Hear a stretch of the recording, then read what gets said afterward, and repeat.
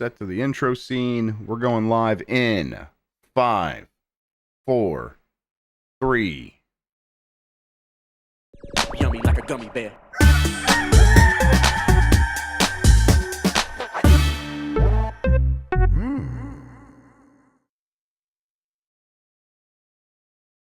It's the internet. You're busy. Let's do this for October 7th, 2024. For the next hour or so, let me help you sort through the world of gaming on Game Mess Mornings Live with me, Jeff Grubb. Today, Halo still has a future and Metaphor ReFantazio reviews are in, but first, please join me in welcoming today's co-host to Game Mess Mornings. It's Jan Ochoa. Jan, how are you doing? I'm doing great for once, Grubb. All it's right. good. It's a new John. It's a new day. It's a new day, new John. You were down at that at Emma Fife's John, right? Yes. Once again, congratulations to Emma Fife and her new husband, Gabe. Well done. New husband, Gabe. Lovely wedding. Congratulations. Grubb, I don't know how much time you've spent talking to Emma's now husband, Gabe, but off and on. It's very interesting to see two genuinely good people that seem like, oh, y'all just like fit. And like that's right. Inspiring. And I love that. Yes, it was. I've always had that feeling about them. Very destined to be together. All that stuff. They do have they match each other's vibes very well. There was a moment where I used my moisturizers getting in my eyes thing that genuinely does happen to me when I was tearing up a bit during. Oh, there you go.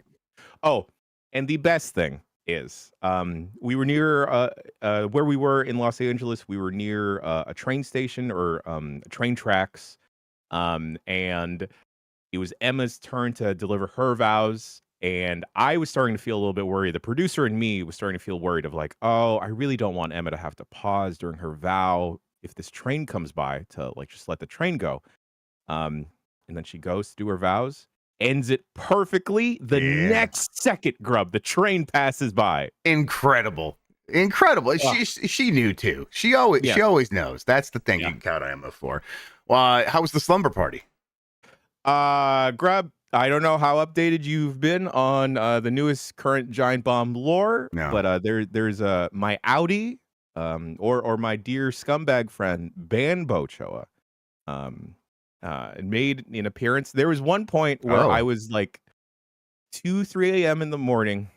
I was laying flat, still in my suit, writhing around, rolling around Nikki Grayson's floor. Sure. And I think I was yelling about something and profusely apologizing. And Nikki was like, shut up. We're going to get food. Give me your face. They grabbed my phone to unlock my phone. And then we had burgers. And Barley tried to eat some chili cheese fries. Barley. Did Bambo Choa want to feed Barley the chili cheese fries? Oh, never. I know how much of a struggle for Nikki that'd be afterwards. There was there was somehow there was like Fernet involved an hour before that. And then it was fun times. Sounds lovely. Yeah, it sounds like a good time. But you're back home feeling recharged, ready to go? Absolutely not. But a certain video game is reaching its metaphors right inside of me, Grubb. Hell yeah. All right. Well, let's get to talking about that. But first, let's explain what we do here. Most weekdays, I, Jeff Grubb, will help piece your gaming life back together. That includes breaking news and maybe even some of our own original reporting. For all these topics, I'll get the input of a bona fide expert who will make me look smart. If you are watching live on Twitch, welcome. You can always listen to the show later on podcast feeds by searching for Game Mess Mornings or find the RSS on giantbomb.com. You can also catch the show later with chapters and timestamps on YouTube. Hello, YouTube. All right, we have a lot to get into, so let's start the morning mess with Metaphor ReFantazio reviews. They are in. It is kind of bouncing between 91 and 92 on OpenCritic. I think it's in that same range on PlayStation on Metacritic, where it has a lot of reviews And then on PC, it's got a handful more. But yes, it's doing very well. Reviews are in. Starting here with PC Gamer reviewer Lewis Parker, who gave it a 95 out of 100 and says it is a beautiful 100-hour long journey from beginning to end. Metaphor ReFantazio takes the best elements of Persona 5 and somehow improves on them. VGC's Jordan Midler gave it 5 stars. Metaphor ReFantazio could have so easily been Persona with the names filed off, but it's so much more than that. It matches fun, expansive combat with an excellent cast of characters that make the near 100-hour journey an unforgettable one. And then Digital Spies Jess Lee gave it 3.5 stars, says, Metaphor borrows defining features of Persona, yet executes these ideas in a less meaningful way. And in taking much from the beloved series, it takes a long time for Atlus's latest to carve out its own identity. I think most importantly, in the Game S open critic guessing game, I guessed 92, Mike guessed 93. It's at 92 right now, so I'm going to get double points for that. That's what really matters here. But I guess you've also been playing this. How are you finding it? I do want to mention to folks that I have not completed this because this is an Atlus-ass game. Yeah, it sounds like the full 100 hours. Yeah. Yeah, you were going to be in for a ride, but I'm happy to tell you that it is. You also got to check out the ride that you do get in this game because it is absolutely wild. Initially, I was a little bit worried, Grubb, because it is set in that fantasy setting, and that's not normally my bag at all. Right. But I was hooked from the jump because this game, if y'all thought that Persona was dripping in style and swag goo, from the music and to the look, this blows it out of the water, which I thought was an impossible task. And on top of that, this delivers on everything that Atlus is already good at, where I agree with Jordan. You could have filed off like the name Metaphor ReFantazio and would have assumed that this is a Persona. Right. And I think it would have 100% fit with that because it does have the calendar system, the social link system, where you do have to kind of negotiate with your days and make sure that they matter, and then your social links. But there are moments in the Persona games where I feel like some of the social links aren't the strongest, Grubb. In my time with the game, I've enjoyed every single aspect of it. Good. And for folks that are curious about the story, holy shit, yo. In the same ways that the Persona series has really challenged, virtually everything, relationships with societal relationships, interpersonal relationships, religious concepts. This game is going for it, and for the most part, I think it sticks the landing, Grubb, by swinging for the fences and trying to make those gigantic leaps when it is talking about religion and race, and it's talking about self-perception as well, and then that relationship of that shared experience, just being a living being in the world, and it really, really nails that so well. Yeah, it seems like when I do kind of glance at some more reviews and was kind of trying to capture a few for the news this morning, and also kind of glancing at Jess's now, Jessica Cogswell over at GameSpot. She gave it a 10, and one of the emphasis a lot of people are making is on excellent storytelling, excellent characters, really good pacing on that side of things. Is that carrying most of the game for you? How are you also finding the tactics? 100%, Grubb. Like it is like a slight twist on Persona 5's combat system. Like if you were to look at screens of it, you would just assume that the world of Metaphor is a different dungeon in a Persona game, specifically Persona 5. And I think it utilizes all of that and still manages to pull it off well and make it its own in a certain way, then that differentiates it enough from Persona. And I just love it, Grubb. It feels like we are so fucking back with turn-based RPGs. Yeah, Grubb. they seem to be on top of the genre in a lot of ways. Yeah. Part of that, I think, is Final Fantasy kind of beefing it a tiny bit with its real time action based combat for Final Fantasy Yeah. 16, which I thought was pretty good, but it's not so good that it should be the standard for the genre going forward. Hmm. Whereas obviously Baldur's Gate and this on kind of both sides of that coin. And a lot of other games as well, clearly crushing it for turn-based combat. Yeah. So if a Persona fan is coming into here, do you have like a pointer for them to like some tips to like make sure that they can hit the ground running, or are they just is it gonna be sort of seamless? I think it'll be seamless if you already have experience with, I think, any story heavy JRPG. I think you'll not immediately click with it. Sean in chat is saying that the gameplay itself is not necessarily clicking with him. Don't want to put words in Sean's mouth. But I can perhaps see where Sean is coming from there. I think just be mindful and don't put too much pressure on yourself and get the choice paralysis of like which social links to perhaps max out. Just play the game as you would want to play out, and whichever characters are speaking to you in that moment, just explore those relationships as you naturally would. And I know that we live in a world where people are spoiling games left and right, spoiling TV shows left and right, but just take your time with it, and really let the messages resonate with you. I know people joked around that Final Fantasy 15 was a road trip game with the boys. Yep. This is definitely that. This is let's take a cross-country road trip to not only destabilize the country's racist systems, but also let's just see some cool shit with some homies. Okay. It sounds very promising. I think a lot of people probably are gonna, especially with glowing reviews like this. Even people among the Persona fans might have been like, well, I want Persona. I think they'll probably pop in for this now. That's exciting. Yeah, I guess any other big takeaways from the game? Any other things that you wish people would know before they hop in?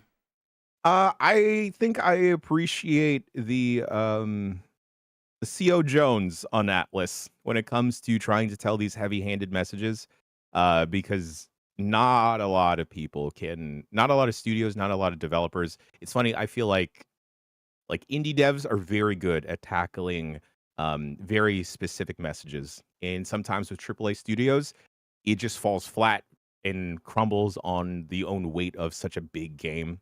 But time and time again, I feel like the people at Atlas do such a good job at handling very serious issues in a way that is palatable and manageable. That being said, I do wish, Grubb, because I know that this is going to be such a time investment. I read Jess's review, and she said that she spent 80 hours on this game. 80 hours is a lot for any game. For anyone. Honestly, kind of like the scuttlebutt when we were all in the review process, and I haven't touched the game. But it was like I was thinking about it. I had a code in front of me, and I gave it to someone else when I heard Jessica say, 50 hours for it to really click for me. I'm like, okay, I'm too busy for that. Yeah. You all have fun. I bet it's going to click for most people, but I personally can't spend 50 hours. I bet it's not going to take 50 hours for most people, but I think it'll take some time. And some people might actually end up playing it, and it might not click with them. I've seen that for a couple people as well. Yeah. So my idea, Atlas, and get ready to cut the check, please. Ooh. Okay. Here we go. I understand that we will do a re-release of a Persona game, like a couple years down the line, like Persona 5 Royal.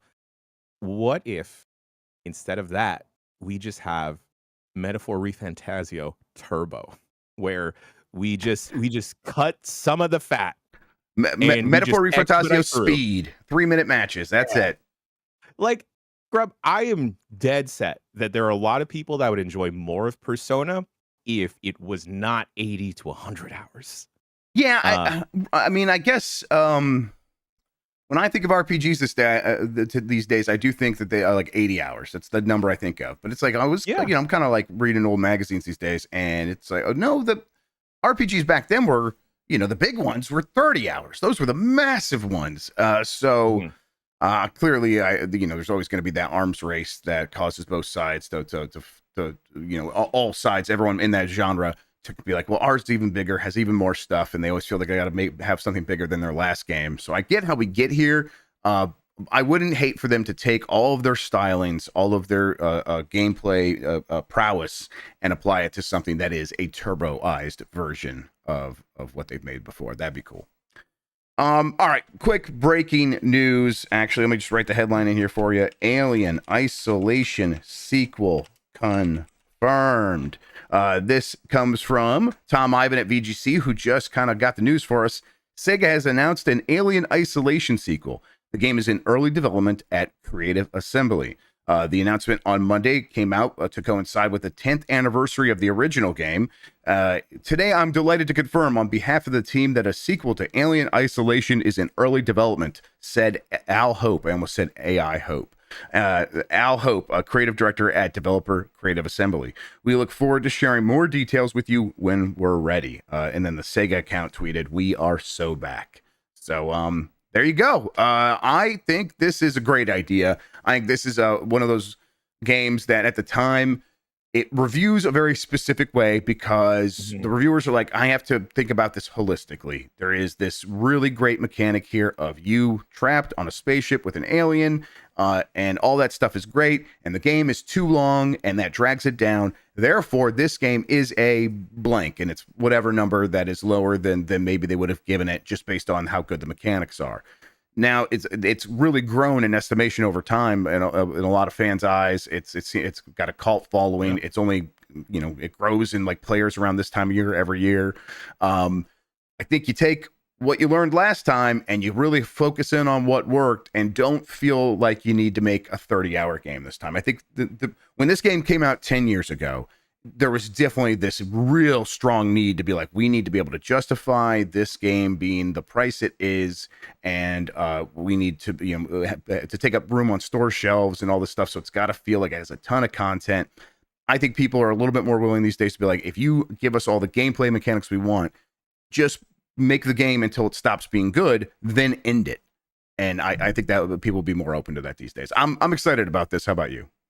I never checked out the original Alien Isolation, but I do remember seeing like a positive upswell over like the past couple of years, Grubb, every time that anything alien related, whether it's the movies or the games get talked about, of like, what if you just did that one again? So yeah, I hope that they take what they learned from the first one and make this one dope. Maybe we should play it on the website. Yeah, I think that'd be fun. That'd be a good time. Alien is one of those franchises that has a million games, a million entries, a million movies now, and it hasn't really lost its appeal for me, even though I'm not like checking out everything. When something does look good, I'm still there, and I'm like, this is such a cool world. They do such a good job with that, and this the original game definitely was like, hey, we are gonna have the CRTs and all the stuff's just gonna look like Alien and Aliens, and it's I always appreciated that. Do you think that there's a chance that they kind of try to go the aliens route here, and it's like, well, maybe more Space Marine-y, more aliens, more action-y? It seems like a lot of people really jived with the fact that you're kind of like a regular degular person in the original Alien Isolation, and I think adding more of a hoorah Space Marine vibe to it will kind of shift the tone in a dramatic way. So perhaps maybe you're a baby this time. There you go. The most helpless of all. That'd be ideal. But yet somehow just crawling around in ducks and the aliens can't get to it. Just like just put them in the mech suit. A little babby there. Little baby mech suit. No timeline on that.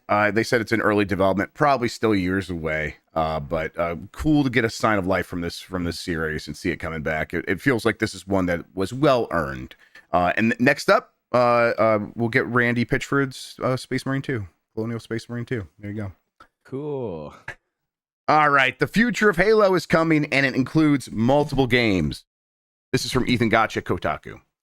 Ever since mass layoffs at Halo maker 343 Industries, which it's not called that anymore, fans have wondered what the future will hold for the famed sci-fi shooter. It turns out Microsoft still has big plans for Master Chief, and they involve multiple upcoming projects, as well as the franchise making the jump to Epic Games' Unreal Engine, the tech that powers Fortnite and a host of other Xbox first-party games. 343 Industries revealed the news during the 2024 Halo World Championship including that the studio will be called Halo Studios going forward instead of continuing to use its current Slip Space engine, which was created from the ground up for Halo Infinite. The franchise will abandon it for Unreal Engine 5. An effort called Project Foundry is also currently underway to build a foundation for training and best practices for developing Halo within the new tech. So yeah, those are like the basics here.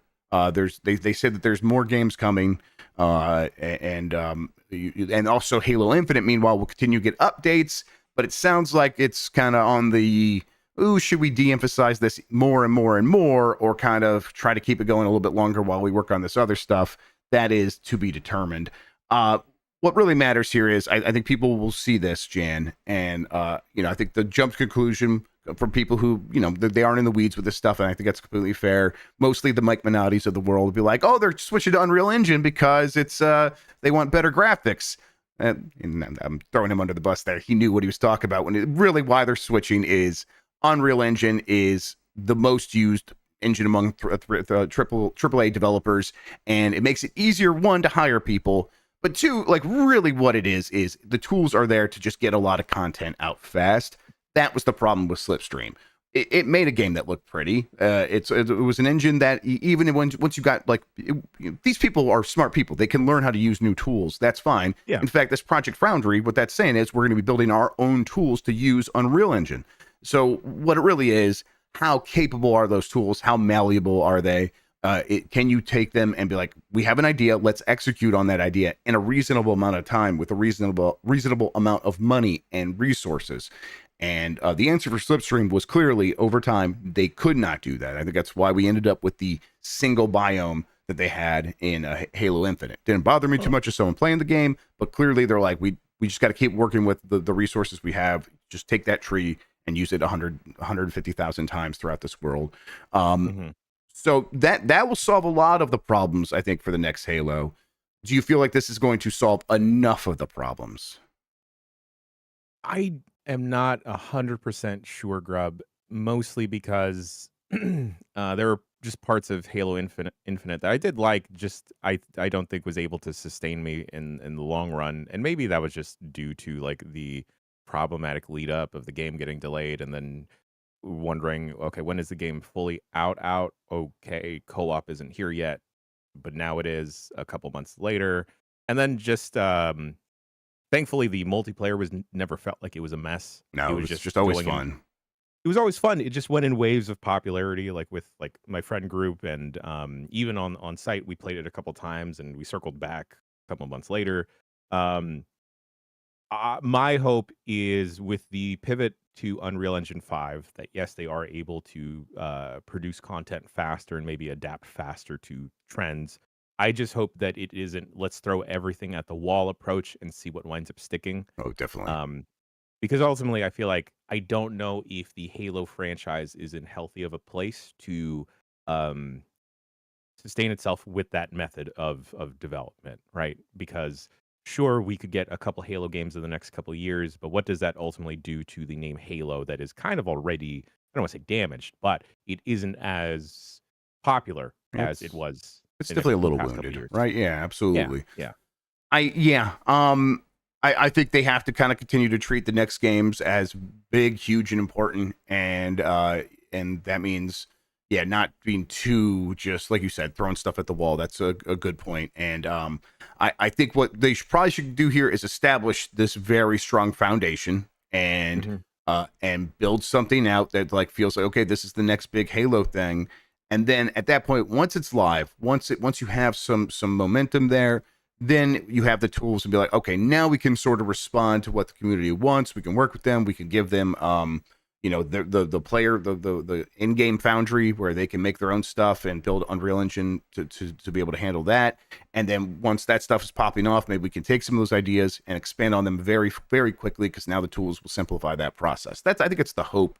And then, at that point, they can try to throw a little bit more at the wall, because they have the strong foundation of this is what Halo is. People are happy with it. We can continue telling stories in this world and having cool multiplayer stuff. And now we're not afraid to try things. All that said, it's Halo's problems are they do come down to, can they get enough attention? Can they get enough popularity? Can they get people to care about the game? And I think that, like, clearly with Halo Infinite's multiplayer, I think one of the biggest issues was the lack of content. That seemed to be the thing that everyone pointed to. But I always wonder if it's like, is that something people say, and what they really feel is something deeper and harder to express, and it comes down to maybe they just don't care about Halo the way they once did.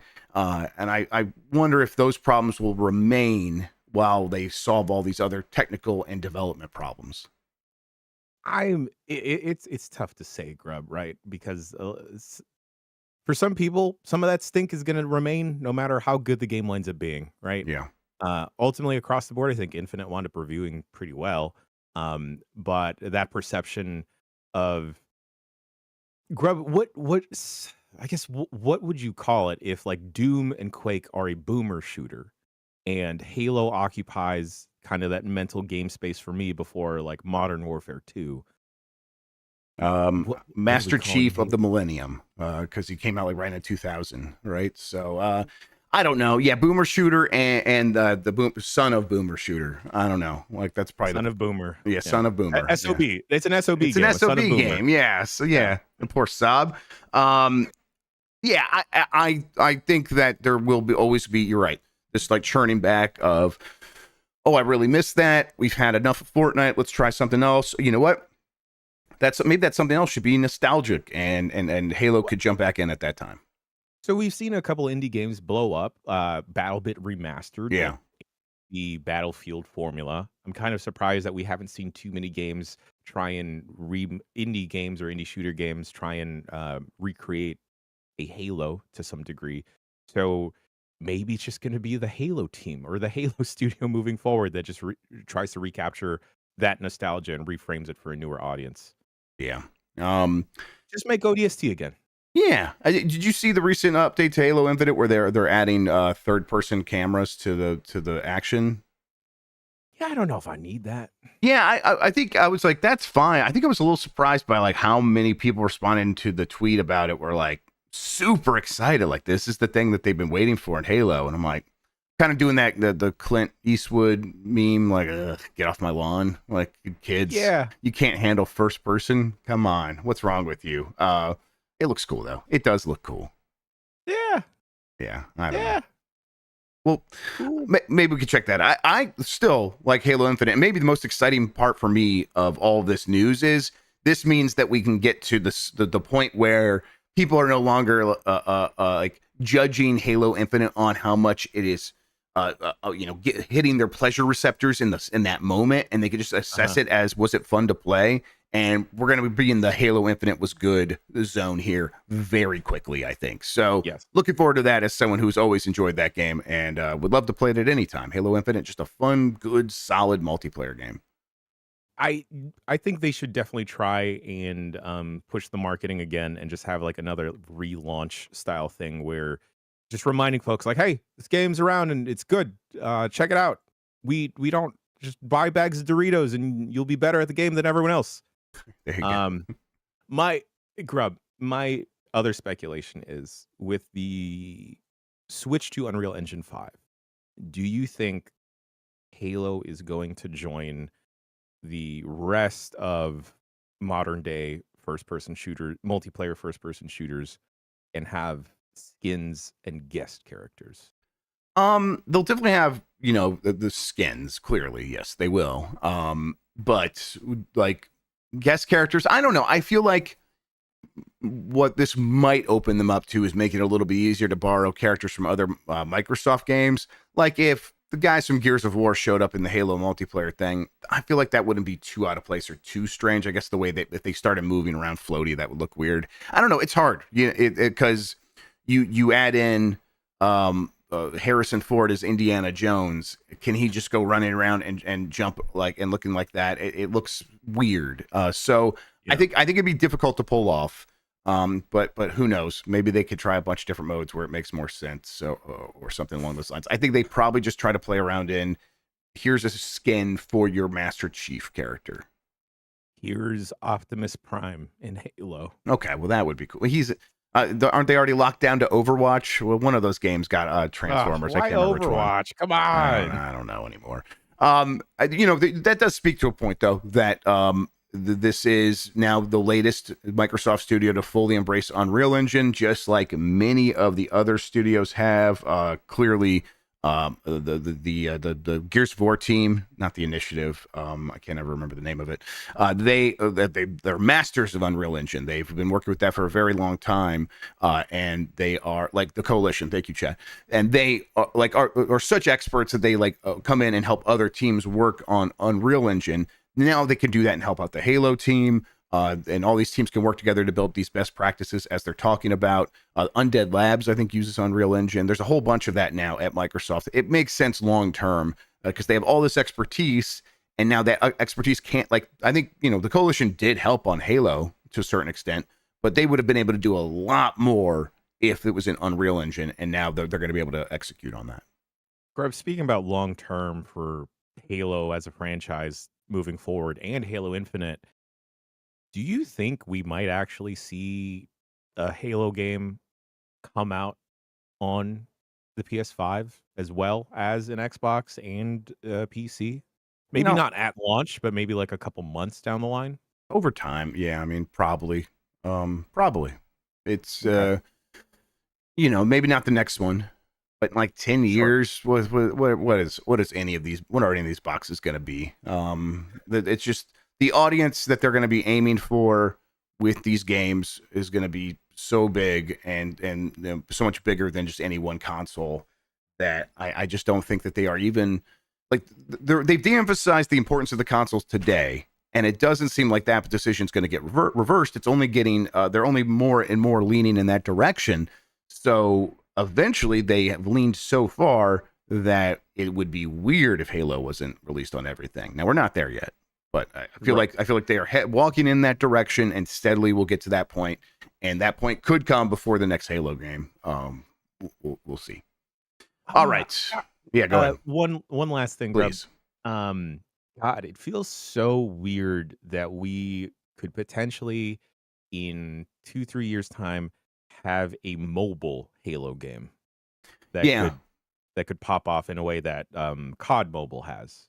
Right, and I do wonder about that too. With Unreal Engine, very malleable for you can. I remember early on with Unreal Engine 4, one of the big things is like, hey, we developed this game and it's on PC and it looks really great, but we could scale it down and run on Switch, because they were kind of thinking we want to have something that could be scaled all the way down to mobile. And then those games started appearing on mobile. Unreal Engine 5 carries forth a lot of that stuff. And so it is an engine that you could very easily take the game you're making for PC and for console and scale it down and put it on phones, and it wouldn't scale it down enough so that you're not destroying the battery and all that stuff. I do wonder if they do that, or do they do what the Call of Duty did and build the bespoke mobile version? That's probably still the move. Right. But they could do this. Yeah. If you I feel like the problem with trying to port a AAA game onto a phone is that is not the experience that people are used to on a phone, where they just want to play a quick round of something. And you already have people in that hamster wheel with COD Mobile. I would say just try it. You could definitely adapt Halo to fit that. I don't want to say weird, but specific live service game mobile format. Yep. The future of Halo, I'm still very curious about it. They have had a lot of turnover there. I mean, the Infinite, its failures definitely caused Microsoft to look at that studio, and I think they basically fired a lot of the leadership there. I know a lot of the leadership left and were caught up in various layoffs, but most of the leadership were just like, hey, please, you're done, you can resign, get out of here. And that means there should be a fresh new crop in there kind of overseeing things going forward. This is their chance to really sort of right the ship, because for as much as people love Halo, and the reason and then as far as it's fallen, it does feel like it's fallen due to missteps more than anything else. For as much as it's easy to be like, well, maybe people don't like those games anymore, I think the biggest problems have been that people didn't love 4's multiplayer, and they didn't love 5's story. I can't remember, it's one or the other. Might be mixing that up. And then Infinite, that's right. Yeah, and then Infinite was like, a lot of this stuff is good. Give us more of it, and they're like, well, we can't. It would take too long to make more of this game, and that now here we are. So I think if they can address those problems first, I think, and then just put out a good Halo, the rest of it might take care of itself in terms of getting people to care about this character again. Part of me now thinks that maybe they made the switch to have it be called Halo Infinite versus another proper Halo numbered title just to avoid the stink that had developed from 4 and 5. Yeah. Yeah, and you know what, Grub? I played an obscene amount of Halo 3 on the Xbox 360. Yep. And that muscle memory is stored inside of me. And the couple times that we've played Halo Infinite on this website, it has come out. And now I kind of got the itch again, Grub. Thanks a lot. Yeah, well, hey, I always look forward to playing some Infinite. Let's do it. We can play some Master Chief Collection too. That'd be fun. Okay, let's see here. Let's take a break. When we come back. Is Saudi Arabia taking over Nintendo? We'll talk about it right after this. Oh, look at that. No headlines this entire time. My bad. All right, we're back. Let's hit this. Saudi Arabia is considering a larger stake in Nintendo. This is from Jordan Midler at VGC. Saudi Arabia's sovereign wealth fund is considering a move to increase its stake in Nintendo. That's according to a new interview in which the firm discussed that the Saudi Arabia Public Investment Funds, the PIF, plans for growth. Prince Faisal bin Bandar bin Sultan Al Saud, the group's vice chair, said in an interview with Kyodo News, that's with a D, not a T, that there are always opportunities for further investment. It's important to keep the communication going so you get there in the right way. He said, we don't want to rush into anything. They have an 8.5% in a stake in Nintendo right now. That has grown over time, and they're thinking about growing some more and buying more Nintendo. Now, this has caused a lot of people to be like, "What's going on here? Are they going to like try to take over the board of directors and stuff like that?" And I would probably hesitate towards worrying about that too much. Clearly, hey, Saudi Arabia, a lot of problems. They killed a journalist. That's just a bad country, and with leadership that is directly responsible for that.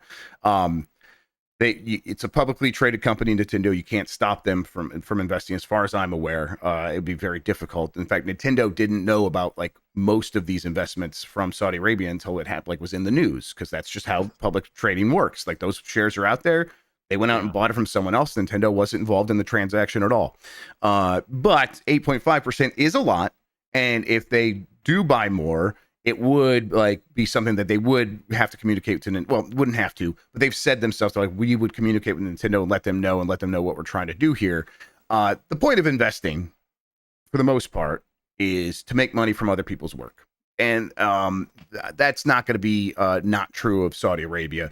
What they're doing here is they see an opportunity to invest in the video game space. Obviously, they own all of SNK. They've invested in a ton of other video game companies. But they see clearly Nintendo has a chance to grow, especially with Switch 2 coming out, and they want to make money from that just like anything else, and be well positioned to leverage that stuff in the future as they try to do more with games in Saudi Arabia. They're trying to diversify their economy very much, biggest gas station in the world right now. They're trying to be more than that. But that does not mean like buying Nintendo and translating it to Saudi Arabia or something like that, right? Right. I definitely hope not. God, that is so. I guess I've never thought about it that way, Grub, but where a publicly traded company is just so public that even the people internally at said company aren't in control, despite the company being theirs. Wow. Yep. I mean, those shares are just, they belong to someone else. And if that person wants to sell it to Saudi Arabia, they don't have to tell you, and they don't have to loop you in any way. It's weird. It's the further this goes along, it's going to be an interesting road to navigate. Using your wallet to vote, in a sense, right, Grub, of who you choose to support, and that being already very complicated to navigate, but being especially challenging to perhaps navigate as Saudi's share in Nintendo continues to grow. Yes, they are definitely trying to diversify not only the public perception of them, but they're not doing a great job of that. But also just in the terms of industry they're trying to enter. Perhaps they were trying to create a competitive Jenga league. They tried to draft me into. Maybe they're out there trying to get that Jan for Mm. their for the Jenga League, the JL. Yeah, I think that Saudi Arabia is not going to be going away in video games, or a lot of these marketplaces that they keep getting involved in. And what can you do about it? I mean, I don't know. At a certain point, for as vile as the government has been, I don't know. I kind of like take their money, just take their money away from them and go use it for something good, I guess. That yeah, that's Yeah. the mentality that I have too of like, all right, just give us your money, and we're gonna keep doing our thing that disrupts your perception of yourself. Yeah, yeah, because I mean, it's not, if you don't take it, someone else will. I don't know. Saudi Arabia's never offered me any money. I don't know. I wouldn't like want to be like seen cheerleading that country. Listen. I can only speak for myself. I can't say that same sentence. Yeah, I think in a situation like this where it's like it's publicly traded, they're just like investing in your company. You kind of can't stop that. But if it's like they show up to your door with a check, it's a little bit stranger. So I don't know. But I think the bottom line here is people worried about like the video game industry at large, and Nintendo specifically. Nothing's going to really change here. It doesn't seem like it's going to change. I doubt even that Saudi Arabia would want a place on Nintendo's board. They could demand it though. They could demand it. It just seems like to what end? They want the money. They don't like necessarily want to control what Nintendo's outputting. I think they do want to have some influence in that industry, but they are able to get that with said money. So Right. I don't think much would change here. Yeah, unless they demand that Nintendo comes to the Kingdom of Saudi Arabia 3-4 times throughout the year and makes a game specifically for the Crown Prince. Right, exactly. And who knows? That could happen. Yes, that's right. Grubb has heat with the Saudis. There you go. Cool. All right, moving on here. Ubisoft responds to rumors about an acquisition from Tencent. Meanwhile, it's the other one that's always investing in video games. This is from Javier Escorbano at Game Reactor. Following last week's rumors about a potential acquisition of Ubisoft by Tencent, a spokesperson from Ubisoft has tried to slow speculation by claiming the company is reviewing all of its strategic options, but remaining focused on its strategy. Ubisoft has noted recent press speculation regarding potential interest around the company. Ubisoft said to VGC, it regularly reviews all its strategic options in the interest of stakeholders and will inform the market if and when appropriate. Ubisoft also reiterates the management is currently focused on executing its strategy centered on two core verticals, open world adventures and games as a service and native experiences. That's got to be thrilling to investors and just kind of, the same thing as always, huh? Yeah, I mean, the thing here is like Tencent does seem to be like one of the only options that Ubisoft might have. And by Ubisoft I mean the Guillemot family, Yves Guillemot, if he wants to stay in charge, because the publisher's in a bad way. They are kind of one more bad game, one more bad launch away from being in free fall in terms of the stock price. And if that happens, even with all the Guillemots on the board of directors, it could be very challenging for them to stand in the way of a bunch of people saying, hey, we should consider some other options, like maybe letting Vivendi come back here and take over or something along those lines. If the Guillemot family wants to have control over what happens next, it might require them to partner up with a handful of companies that out there that could actually could make that happen. And really the only option on the table seems to be Tencent. So I get that they're saying that, hey, we're considering everything. I don't know what else I've heard in the best. I've said like maybe they went to go talk to like EA or something and said, hey, we should team up. And EA's like, what the fuck are you talking about? No way. So I just don't know who else would be willing to buy Ubisoft and take on tens of thousands of people on payroll. It would be very awkward. Oh, incredibly awkward. And also knowing that the Guillemot family still wants to be on that board and have a gigantic say, I don't necessarily know that if getting acquired by Tencent is going to fix the ship at all. It's just going to be like patching the hole in the boat that is already slowly sinking, Grub. Yep. Instead of like repairing the hole and getting rid of the rotting wood, we're just gonna let that rot spread with more money now.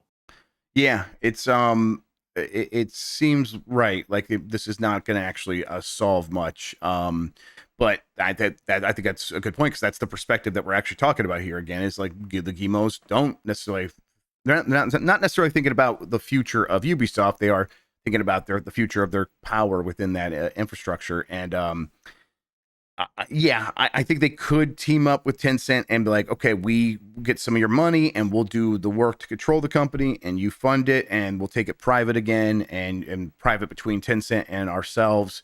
But then the goal then would be to take it public again one day. I would imagine, and it just seems very rocky in terms of a path forward for the company. But that's where they are. They've been in this situation a bunch of times, have sort of skated by and been able to dodge some bullets, and feels like that luck has run out. And the final destination of where this company was always headed is finally about to take it.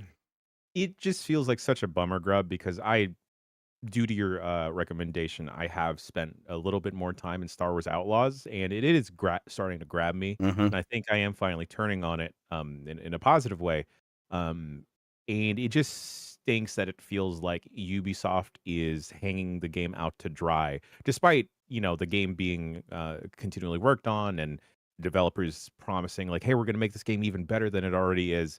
It just feels like Ubisoft, as the publisher and the company, is just like blaming it for all of the problems that have been building up, not just this year, but over the past couple years. Yeah, remember Skull and Bones came out? No, I don't actually. Yeah, that's wild. I think that it's indicative of like all the problems. We've heard that Assassin's Creed Shadows, one of the big reasons it was delayed is all the people working on it were being like, hey, we should delay this. And the same thing was true of Star Wars Outlaws, but they probably got to a point where like they knew they weren't going to be able to get to ask for another delay. So they did the best they could with that game. And as we're seeing it continue to get updates and get very significant changes to the quality of that game with some of these updates, it's like, well, in a matter of months, they were able to make something that feels much better already. Had it had another year, it probably would have been in a much better place. Now, Ubisoft hasn't done that recently, even though they kept saying that they would, really avoid ever being in this situation again after previous examples of them beefing it by releasing games too early or underbaked. And it seems like they can't help themselves because they're just too big, too massive, too expensive. They can't go several quarters in a row without one of these big games releasing. And that seems like a problem. And that problem seems unsolved as well. Do you think the problem, Grub, is that no one wants to dance anymore? Yeah, no one wants to Just Dance. That Just Dance game is still coming out this holiday, right? There's a new one. Need it like clockwork, Grub, every single year. Yep. Every single platform. Yep. It'll be on everything except for PC, like always. On PC, you could just like watch the YouTube videos and pretend. Like that's what I do. Right. Oh, yeah. It's surprising that the audience that buys Just Dance has not glommed onto that fact. Right. A lot of the kids have. They're like, I'll just watch the YouTube video and dance to this. This is great. And then the score is always like from someone doing it perfect, so you can pretend you did it perfect. It's wonderful. All right, let's keep moving here. Assassin's Creed Black Flag remake is closer than you think. This is from Insider Gaming. We first got wind of an Assassin's Creed Black Flag remake earlier this year, and information sent to Insider Gaming suggests that the game could actually be coming sooner than you might think. When rumors of the Assassin's Creed Black Flag remake began to circulate on the internet, many, including ourselves, assumed that the game would still be some years away from releasing. However, new details and documentation on the game sent to Insider Gaming under the condition that it does not go public suggest that the game is well into development and could be released much sooner than we all thought. The timeline here apparently is it could come holiday of 2025, around November 2025. Now, I've not played Assassin's Creed Black Flag since, the year it came out. But my memory of that game is that's, one of the first like Xbox One and PlayStation 4 games. And it probably feels like it's still. And there was like zero zero problems, like in terms of that game needs to be remade. Now, maybe it's more dated than I'm remembering, but I doubt it. Yeah, I think that game probably still plays completely fine, Grub. Yeah. I think a lot of Sony would beg to differ, but a lot of games released on the PS4 are still pretty good today. Yep. Grub, I hope that people listening have never found themselves in a toxic relationship where we've clearly addressed a potential pain point in said relationship. And then your significant other continues to be aware and cognizant of said issue, but continues to just do the thing that has been identified as a problem. And I feel like we can all agree that the internet is not saying and yelling, stop making Assassin's Creed games, but maybe slow down. Maybe slow. Well, what this sounds like is they're speeding up, because this comes out November 2025, apparently, allegedly, and so does Assassin's Creed Invictus, I think, is which is the multiplayer focused one, I guess. So there will be 2 Assassin's Creed games next year, and then immediately after that, I guess that the Hex one, the Holy Roman Empire one, that takes place in like the Germanic region, that would probably come in 2026. And at that point, if Invictus works, they'll be updating that as well, all alongside that. They've told us they have a lot of Assassin's Creed projects. Some of them are TV and movies, but not like most of them aren't. Most of them are games. And the number that they keep throwing around is something north of 10, 11, 12, something like that. Maybe more than that.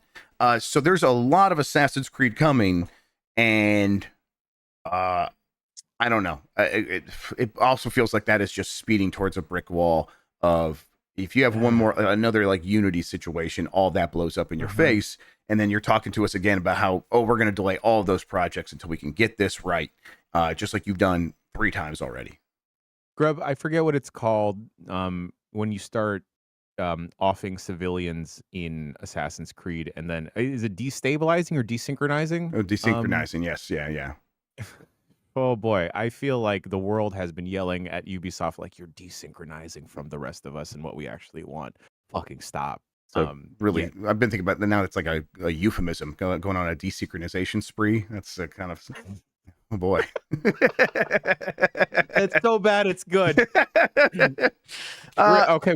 We're gonna take out unalive from the vernacular. We're gonna desync you. Desync is in, unalive is out, everybody. There you go. Oh boy. Yeah, hey, I don't need this, but I get why these companies do this. Assassin's Creed Black Flag, probably the one that if you were to go ask fans what's the one you like most want to play again, I guess it would be this. I think, Assassin's Creed 2 also is one that I think a lot of people are very fond of. I prefer Brotherhood, but I think a lot more people played 2 or something like that. So getting to a point where it's like you are now supplementing your Assassin's Creed releases with some of these remakes and re-releases, it makes some sense. But it's just like, for so many of them, they've repackaged and re-released them already a couple of years ago. So that means this next remake will have to be something much bigger. And I guess, I don't know, maybe for a game from an Xbox One, it's not that much work to make it feel like a remake.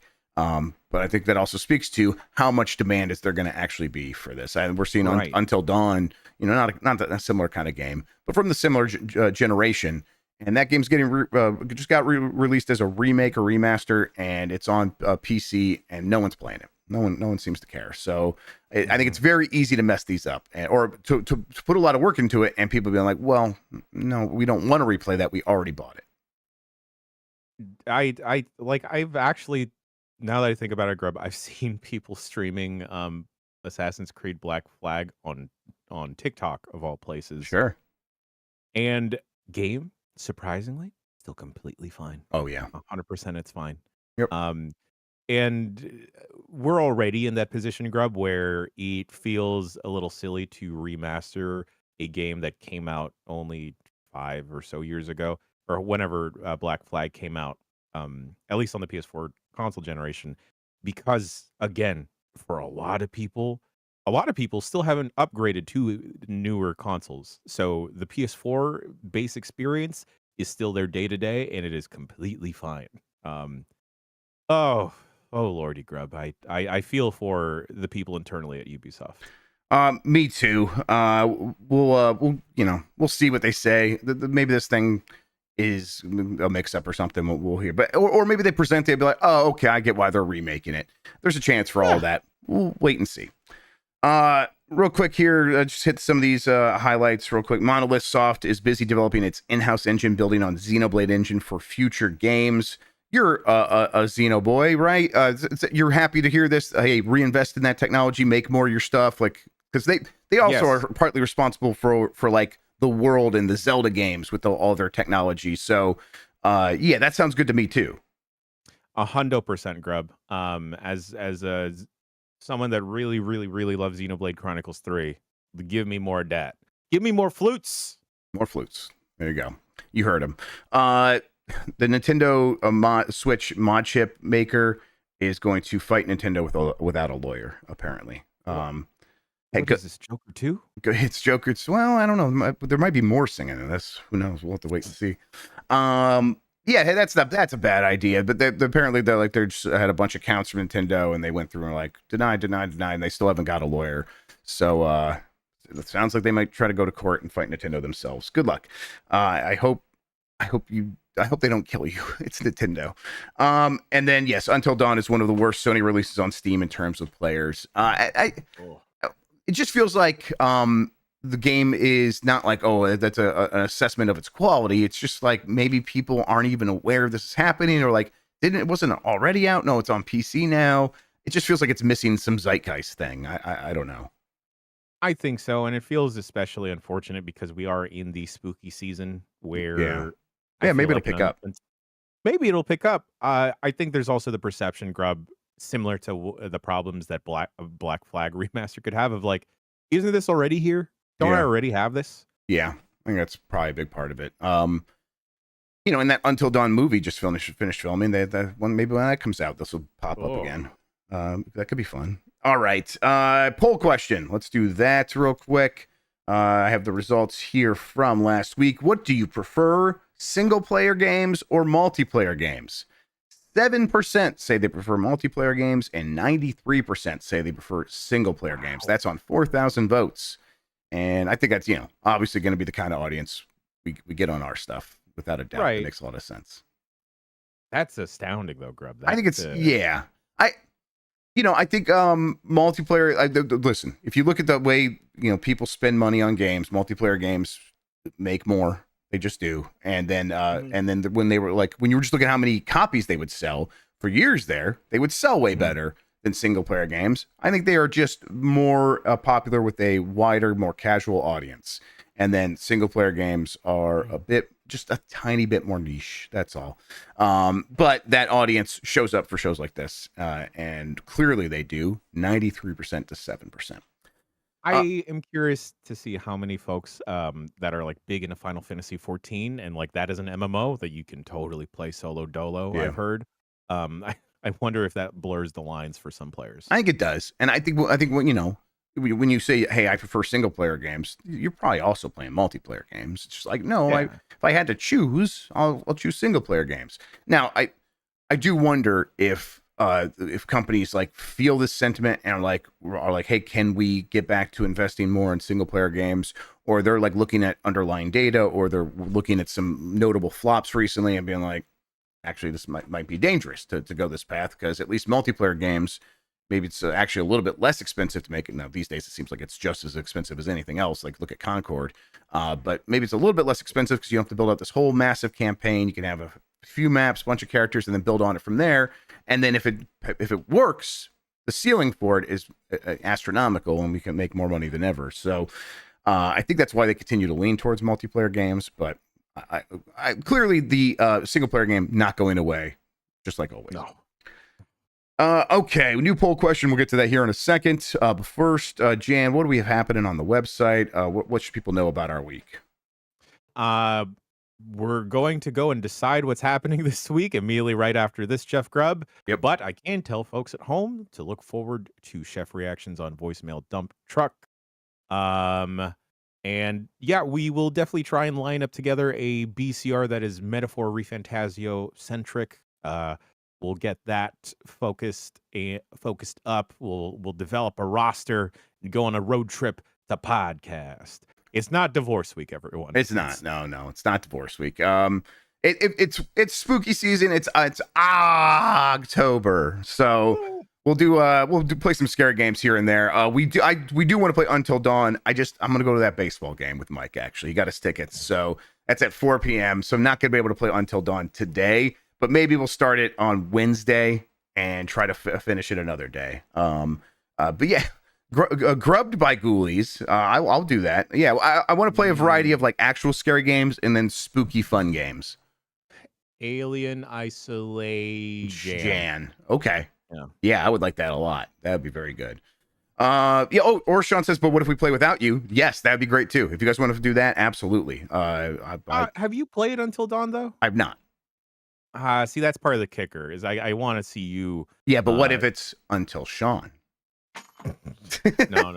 That's Days Sean. Okay, you're right. Excuse me, I shouldn't overstep it. You're right. We got to get him on Days Sean first. We should just throw Sean's name into titles for shows, and just Sean is not allowed on the actual show. Okay, I love it. Perfect. Wonderful. Hey, I can watch. Me and Mike are just gonna go get lunch downtown near the park, and I could give my answers in chat about what we should do. We'll see. You guys could decide. I'm down for anything. Anything else, Jan, that we should say? Yeah, like you mentioned, we'll have chef reactions. Get your calls in now, everybody. Make that happen. 707 Exit Flu. All right. New poll question. Do you want an Assassin's Creed Black Flag remake? Yes or no? Go ahead and give your response to that. That'll be up on youtube.com/@GiantBomb under the community tab. You can vote there. We'll get the results. We'll discuss it on the show on Wednesday. Tomorrow's the Bombcast. Tune in for that. It'll be a great time, as always. Other than that, Jan, I think we should get out of here, man. Let's go get out of here. We got a meeting. Jan, thank you so much for hanging out with me today and talking about video games. I really appreciate it.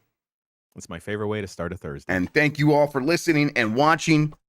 You're the best audience in gaming. Until next time, have a good one. Take care of yourself. And goodbye. Mwah.